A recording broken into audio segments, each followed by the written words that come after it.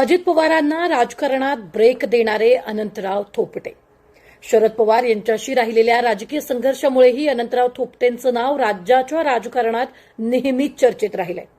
पण म्हणतात ना, इथे ना कोणी कायमचा मित्र असतो ना कोणी कायमचा शत्रू. असाच एक किस्सा पवार कुटुंबातल्या अजित पवारांनी सांगितला होता.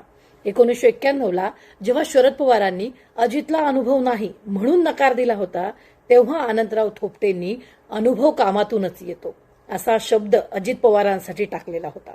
हा किस्सा आज का व्हायरल होतोय सांगते.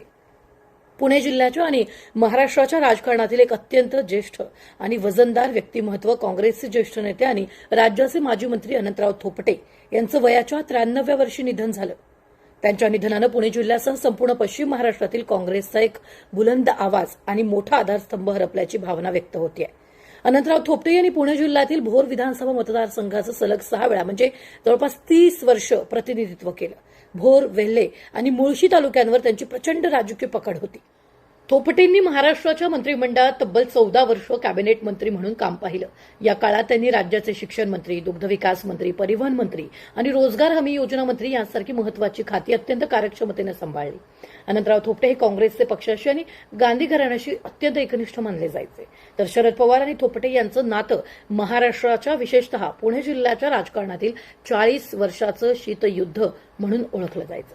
पण मी तुम्हाला सुरुवातीला सांगितल्याप्रमाणे अजित पवारांना राजकारणात ब्रेक म्हणजेच संधी थोपटेंनीच दिली होती. अजित पवार जेव्हा राजकारणात अगदी नौखे होते, म्हणजे 1991च्या सुमारास पुणे जिल्हा मध्यवर्ती सहकारी बँकेच्या संचालक पदासाठी त्यांचं नाव पुढे आलं होतं. त्यावेळी स्वतः शरद पवारांचं असं मत होतं की अजित अजून तरुण आहे, त्याला सहकार क्षेत्रातला फारसा अनुभव नाही, त्यामुळे त्याला थांबवून दुसऱ्या कुणाला तरी संधी द्यावी.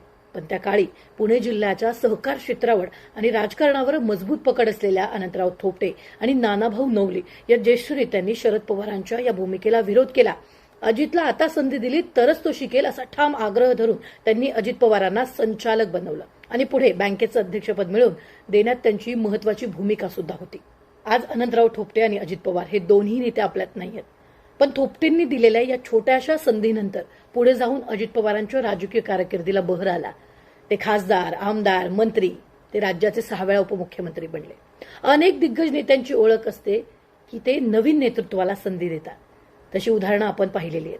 त्यातलाच हा एक छोटासा किस्सा. कसा वाटला हे कमेंटमध्ये नक्की कळवा.